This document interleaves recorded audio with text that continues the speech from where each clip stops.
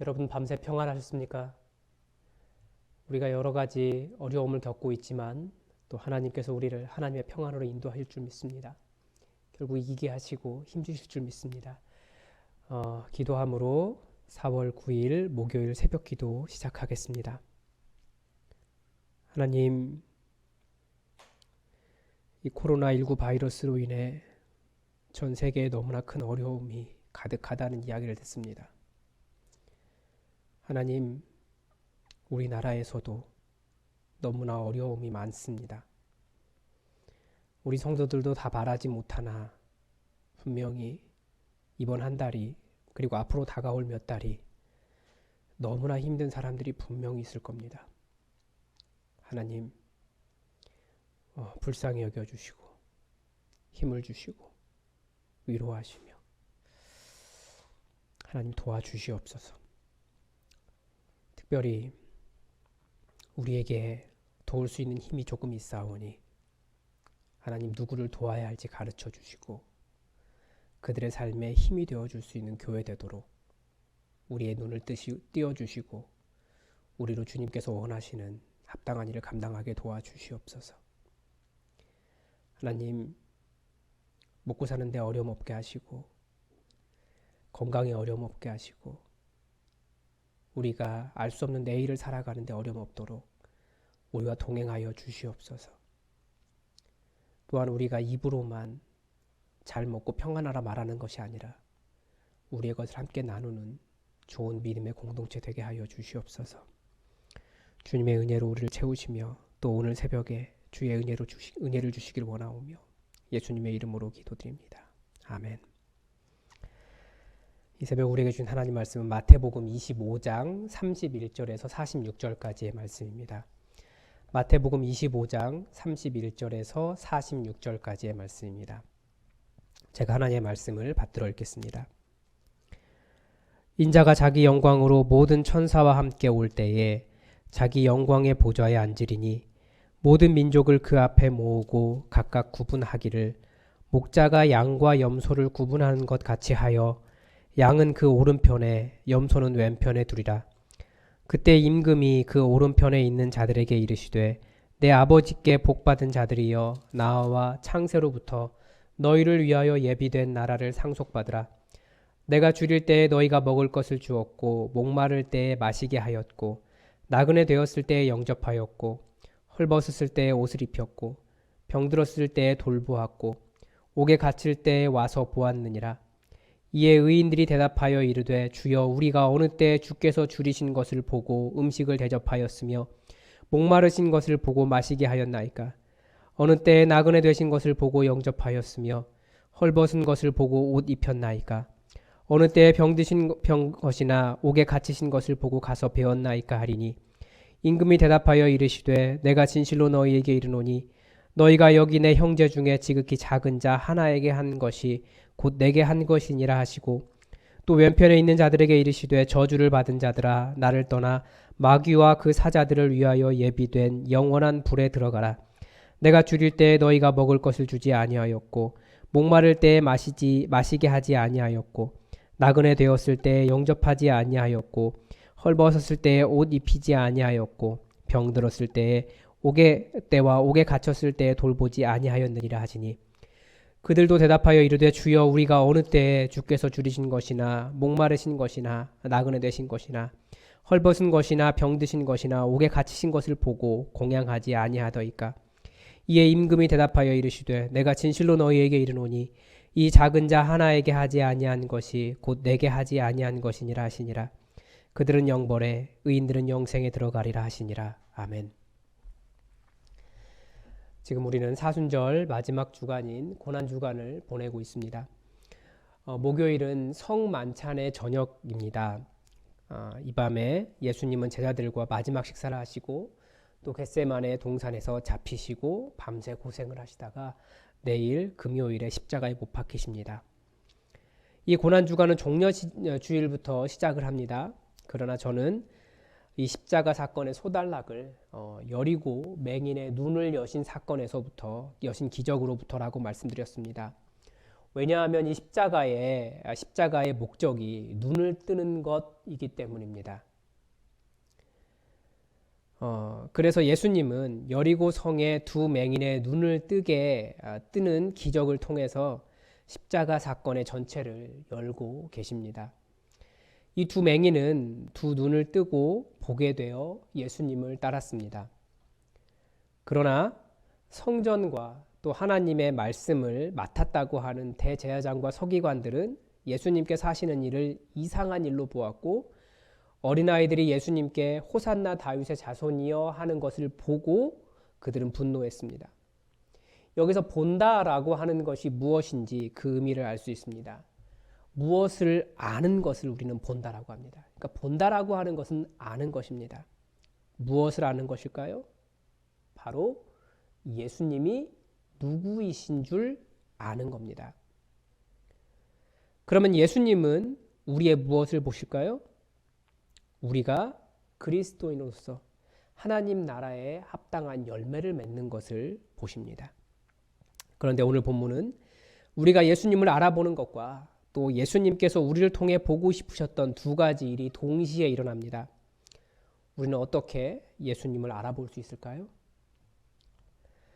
예수님은 십자가를 지시면서 예수님께서 다시 오실 것이라는 오실 것에 대해 말씀하십니다. 이 대표적인 장면이 대제사장의 신문 장면에서 나옵니다. 거짓 증인들이 나와서 예수님을 고발하는데 예수님께서 아무 항변도 하지 않으십니다. 예수님께서 침묵하시자 대제사장이 예수님에게 단도직입적으로 질문을 합니다. 네가 하나님의 아들 그리스도냐? 어떤 대답을 해야 할까요? 예수님은 네가 말했다. 그러나 내가 너희에게 이르노니 이후에 인자가 권능의 우편에 앉아 있는 것과 하늘 구름을 타고 오는 것을 너희가 보리라 라고 대답하셨습니다. 이 대답 때문에 예수님은 사형을 당하게 됩니다. 참 아이러니하죠? 아이러니가 아니고 말도 안 되는 거예요. 누가 저에게 너 목사냐? 라고 물어서 그렇다 라고 진실을 말했더니 신성모독이다, 사형에 처해야 된다 라고 죽인 것과 비슷한 겁니다. 진실을 말했을 뿐인데. 그런데 여기에서 예수님의 대답 중에 대제사장이 예수님께서 하나님의 우편에 앉아 계신 것과 하늘 구름을 타고 오는 것을 보리라 라고 예수님은 대답하셨어요.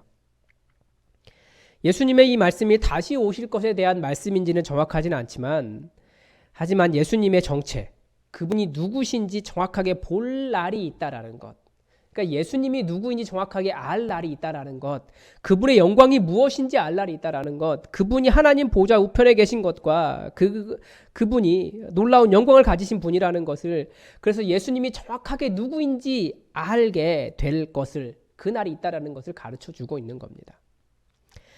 그런데 예수님은 오늘 본문에서 예수님께서 예수님의 하나님 되신 그 본연의 영광으로, 그리고 모든 천사들과 함께 지금의 그 모습이 아니라 예수님의 영광의 보좌에 앉아 계셔서 모든 민족을 그 앞에 모으시고 목자가 양과 염소를 구분하듯이 사람들을 구분하는 그 날이 올 것이다 라고 말씀하고 계십니다. 우리가 의외로 이 날에 대한 생각이 별로 없어요. 그런데 그 날이 반드시 있습니다. 예수님께서 모든 민족을 그 앞에 모으시고 양과 염소를 나누신다니까요. 그리고 양은 오른편에 염소는 왼편에 두신다는 거예요. 그리고 양에게 이런 복을 선포하셨습니다. 내 아버지께 복받은 자들이여, 복받을 자들이여, 나와 창세로부터 너희를 위하여 예비된 나라를 상속으로 받으라. 그 이유가 무엇입니까? 35절입니다. 내가 줄일 때에 너희가 먹을 것을 주었고, 목마를 때에 마시게 하였고, 나그네 되었을 때에 영접하였고, 헐벗었을 때에 옷을 입혔고, 병들었을 때에 돌보았고, 옥에 갇혔을 때에 와서 보았느니라. 그런데 의인들이 역으로 질문을 합니다. 우리가 어느 때 주님께 그렇게 했습니까? 의인들은 자신들은 예수님께 그렇게 한 적이 없다고 말한 겁니다. 이때 의인들의 말을 한번 들어보십시오. 주여, 우리가 어느 때 주께서 줄이신 것을 보고 음식을 대접하였으며 목마르신 것을 보고 마시게 하였나이까? 어느 때에 나그네 되신 것을 보고 옷 입혔나이까? 어느 때에 병드신 것이나 옥에 갇히신 것을 보고 가서 배웠나이까? 이 본문이 보다, 예수님의 이 십자가 사건 속에서 보다라고 하는 단어가 반복적으로 계속해서 사용되고 있지만, 그런데 이 정작 이 의인들은 예수님을 알아보지 못했다라는 거예요. 그런데 예수님은 너희가 정확하게 나를 보았다라고 말씀하시고 있는 겁니다. 반대적인 상황인데 굉장히 아이러니하죠? 이들은 예수님을 못 봤는데 예수님을 본 사람들이라는 거예요. 자기들은 예수님을 못 보았다고 했는데 예수님은 너희들이 나를 보았다라고 말씀하셨어요. 예수님이 누구십니까? 우리가 그걸 알아야 되는 거예요. 우리가 본다라고 하는 것이 예수님이 누구인지 안다라고 하는 의미라고 말씀을 드렸는데, 예수님이 누구입니까? 여러분은 예수님이 보이지 않는 시대에, 예수님이 계시지 않는 이 시대에 예수님을 알아볼 수 있는 눈이 있으십니까? 지금도 여러분 옆에 예수님이 계시지 않을까요? 이런 식으로 말한다면 누가 예수님입니까? 40절은 이렇게 이야기합니다. 임금이 대답하여 이르시되 내가 진실로 너희에게 이르노니 너희가 여기 내 형제 중에 지극히 작은 자 하나에게 한 것이 곧 내게 한 것이니라. 누가 예수님입니까? 여기 내 형제 중에 지극히 작은 자. 여기 내 형제 중에 줄이고 목마르고 나그네 되고 헐벗고 병들고 옥에 갇힌 사람, 지극히 작은 자이니까 누구도 신경 쓰지 않을 작은 자, 그냥 스쳐 지나가는 것 같은 사람, 그가 바로 예수님이십니다. 교회 와서 아무 말도 하지 못하고 그저 가슴을 치고 예배하다가 하나님만 바라보다가 돌아가는 그 사람, 그가 예수님이십니다. 그러니까 누가 예수님입니까? 바로 여기 우리와 함께 예배드린 그 사람, 우리 목장에서 함께 예배드린 그 사람. 그 사람이 곤란한 일을 당하는 것을 보고, 어려운 일을 당하는 것을 보고 그를 도와준 것이 곧 예수님에게 한 것입니다.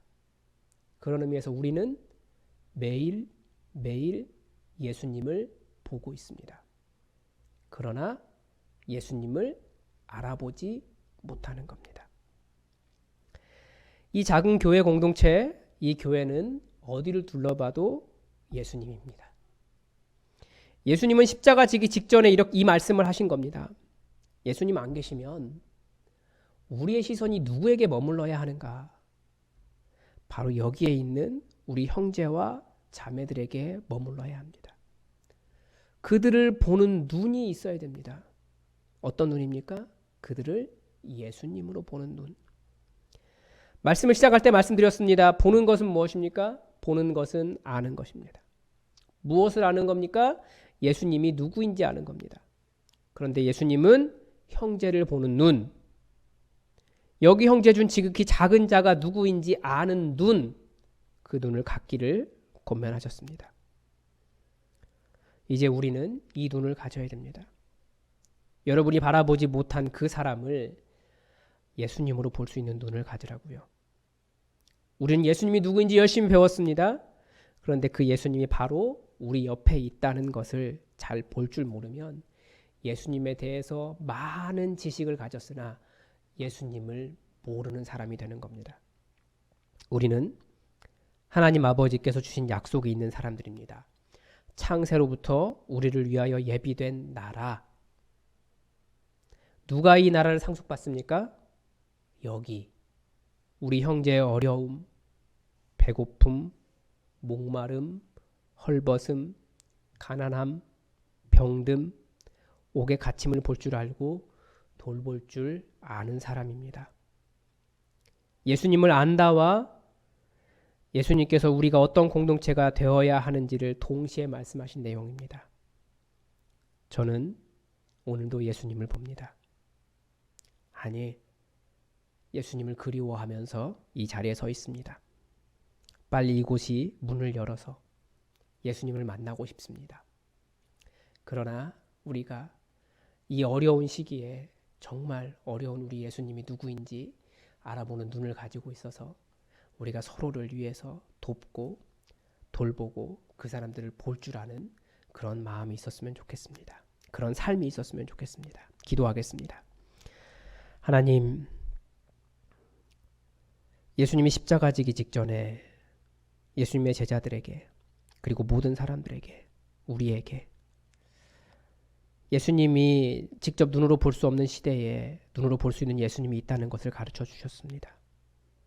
지금도 우리에게 예수님이 계신데 우리가 혹시나 예수님을 볼 줄 모르는 깨닫지 못한 눈이 있습니까?